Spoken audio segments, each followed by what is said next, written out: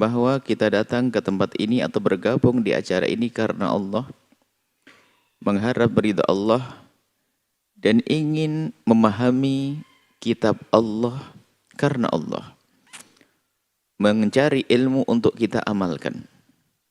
Bukan sekedar mencari ilmu saja, tidak cukup. Ilmu bisa saja untuk sombong-sombongan, untuk pamer, untuk bangga-banggaan. Bisa untuk yumari, untuk mendebat, untuk membodohi orang-orang, atau mendebat sahabat, berbangga-banggaan dengan kawan. Ada itu ilmu. Hafalan Al-Quran juga ada, pemahaman Al-Quran juga ada, ilmu agama untuk sombong-sombongan. Dan itu ada. Orang yang sombong dengan ilmu agamanya, sombong dengan hafalan Qur'annya, sombong dengan ilmu fikihnya, dan mereka adalah orang yang tersungkur. Tidak beruntung, dia runtuh. Yang semula ilmu akan menjadikan mereka terangkat, akan menjadi terendahkan. Yang terangkat adalah dengan iman. Kenal Allah dengan hatinya sehingga apa yang mereka lakukan adalah karena Allah. Disebutkan dalam Al-Quran, yarfa'illahu alladhina amanu minkum walladhina utul ilma darajat. Orang yang beriman dan punya ilmu atas dasar keimanan tentunya. Bukan sekedar punya ilmu lalu diangkat derajatnya. Bisa saja runtuh. Bahkan orang yang sangat ditakuti oleh baginda Nabi lebih menakutkan daripada Dajjal. Nabi pernah menyebutkan ada orang yang lebih menyeramkan daripada Dajjal. Sementara kalau kita kembali kepada pelajaran akidah kita tentang Sam'iyat, kita pernah membahas tentang Dajjal, bagaimana Dajjal menyeramkan. Orang yang lemah iman langsung mengakui Tuhan karena semua yang selama ini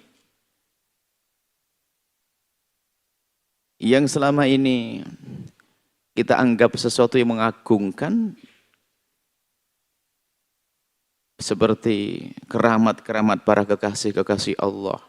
Bahkan menurunkan hujan, tanah gersang jadi tumbuh, jadi tumbuh tumbuhan, wanita tidak hamil dan seterusnya. Sesuatu yang mengagumkan, ini bisa dilakukan oleh Dajjal terkutuk. Dajjal bisa saja terlihat menjadikan sebab turun hujan seketika itu juga. Sehingga orang-orang yang lemah iman langsung mengakui sebagai Tuhan. Tapi bagi orang yang ada iman, begitu mudah mengingkari kalau itu Tuhan. Bagaimana? Dia Dajjal. Dengan mata sebelahnya rusak, sebelahnya adalah pokoknya mata yang tidak elok, dari parasnya tidak elok sama sekali. Memang dibuat oleh Allah seperti itu. Dan tertulis di keningnya di antara dua mata. Di keningnya ada tertulis adalah kafar. Jadi terlihat kalau ini adalah atau kafir begitu. Jadi orang kafir. Jadi Dajjal yang seperti itu. Jadi berjalan dari barat ke timur itu hanya sekejap saja. Tidak tahu ini kalau Allah. Kita tidak usah bingung, sekarang ada pesawat kilat kok. Bandung Jakarta cuma 30 menit ada kereta kilat sekarang. Belum lagi pesawat dan seterusnya. Masih mungkin sekali itu semuanya. Bisa jadi apakah dengan kecepatan langkahnya atau mungkin karena nanti Dajjal menguasai teknologi sehingga dia bisa kemana-mana atau wallah alam. Yang jelas itu Dajjal yang seperti itu ternyata, nah ini lihat kesimpulannya di sini. Masih ada yang lebih menakutkan lagi adalah orang yang punya ilmu tapi tidak kenal Allah, ulama su. Punya ilmu Al-Quran, ilmu fikih, ilmu hadith, ilmu tafsir, tapi dia tidak kenal Allah, menjual agama, membohongi umat. Di dasar jadi kerak neraka jahanam. Dia kelihatannya ahli iman tapi munafik sesungguhnya. Kemana-mana pakai qala Allah, qala Rasulullah, qala Rasulullah. Ini kenapa itu semua terjadi? Salah niatnya. Dan Nabi mengatakan lebih menakutkan daripada Dajjal. Dajjal kelihatan modelnya. Ini enggak, pakai jubah, pakai imamah. Terlihat mukanya adalah muka ulama, sepertinya begitu. Dikit-dikit Quran, hadis, Masya Allah. Yang dibawa kitab kemana-mana. Pakai Assalamualaikum, dan seterusnya.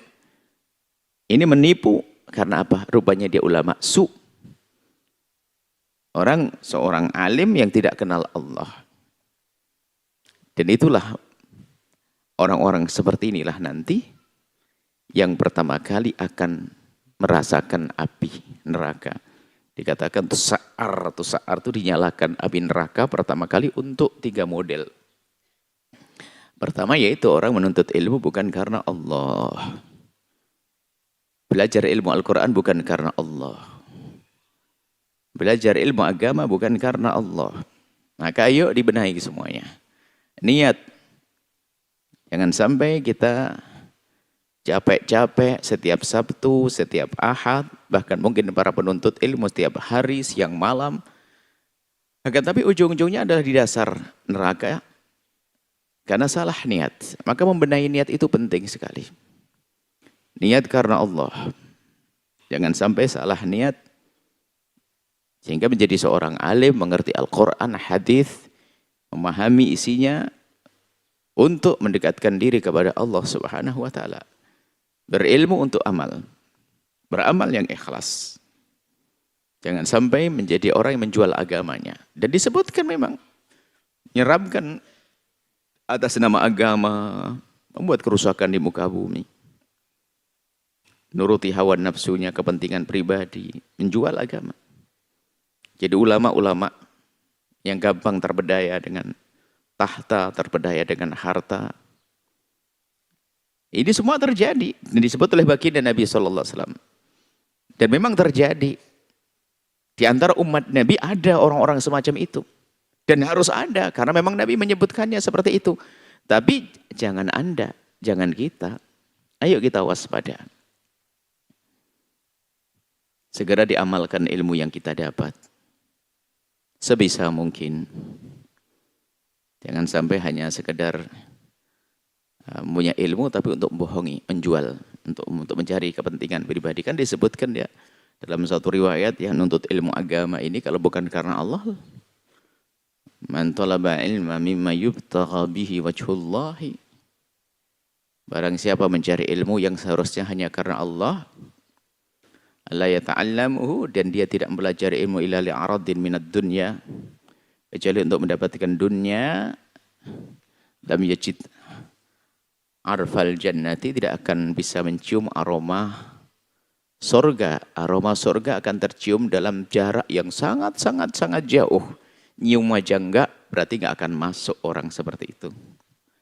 Itu adalah ahadithul ismati yang para ulama sebagai menyebut hadis-hadis penjagaan untuk kita. Kalau kita peduli, kita meresapi betul hadis-hadis yang disebutkan Nabi, maka dia akan terjaga. Ayo kita belajar karena Allah, belajar ilmu Al-Quran, tafsir. Kadang-kadang sombong, punya hafalan Quran saja sudah sombong setengah mati, jadi makmum nggak mau. Gara-gara hafal Quran saja ini, baru hafal Quran dia, jadi makmum nggak mau. Baru ngerti fikih sedikit saja, kerjaannya ngoreksi orang. Wah, bukan ngamalkan ilmu. Padahal sangat ilmunya diketahui ya ada sangat-sangat dangkal. Cuman seolah sudah menyalahkan orang sana sini dan seterusnya. Karena salah niat. Dan penting sekali sehingga Imam Nawawi rahimahullah ta'ala dalam kitab Arba'in Nawawiyahnya memulai kitab hadisnya dengan innamal a'malu binniyati. Kemudian juga Imam Ghazali dengan kitab Hidayatul Hidayahnya juga membahas tentang bagaimana kita niat di dalam mencari ilmu. Imam Ghazali dengan kitab Ihya-nya Babul Ilm dan niat dalam ilmu, panjang kisahnya. Memang perlu kita meluruskan hati karena Allah Subhanahu wa taala. Baik, kita mulai, kita langsung saja kepada tafsir. Kita tidak mengatakan majelis tafsir di sini, akan tapi kami akan kita jadikan majelis tafsir maknanya kami mengutip tafsiran para ulama-ulama untuk kami hadirkan. Kami bukan mufassir, kami tidak bisa menafsiri dari diri kami sendiri. Bahkan kami tidak membaca satu ayat kecuali kami sudah dengar dan harus kami dengar atau membaca penafsiran para ulama tentang ayat-ayat tersebut. Kan nafsiri tidak boleh dengan kemauannya sendiri, akalnya sendiri. Akan tapi kita hanya mengutip, mengambil daripada tafsir para ulama-ulama terdahulu yang mereka lebih segala-galanya, lebih alim, lebih warok. Nah, kita nggak ada apa-apanya. Kita lebih apanya kita? Kita lebih malas. Ya, mereka lebih semuanya bicara keulamaannya, kealimannya lebih alim. Bicara ke warok, warok itu adalah paling takut dengan haram-haram, paling waroknya orang. Ya nggak ada apa-apanya kita. Kadang-kadang kita sok, hum rijalun nahnu rijal. Mereka laki-laki, kita juga laki-laki. Ya mereka laki-laki beneran. Kita setengah orang ini. Kadang-kadang dengan kesombongan orang di zaman sekarang ini pengen membandingkan pendapatnya dijajar dengan pendapat ulama terdahulu. Yang mengatakan hum rijalun nahnu rijal. Mereka orang, kita juga bisa. Wah, ada hebat.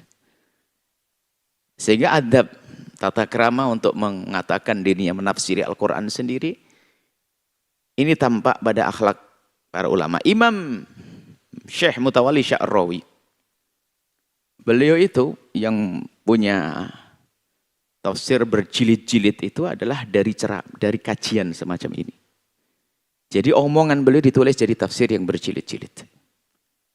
Dan belum ada penulisan tafsir gaya model seperti itu.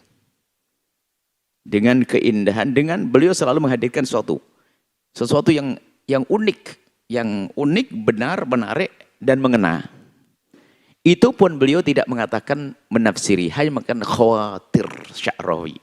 Itu hanya lintasan-lintasan yang ada di hati Sya'rawi, kemudian dituangkan dalam kalimat-kalimat yang dibeberkan, kemudian ditulis.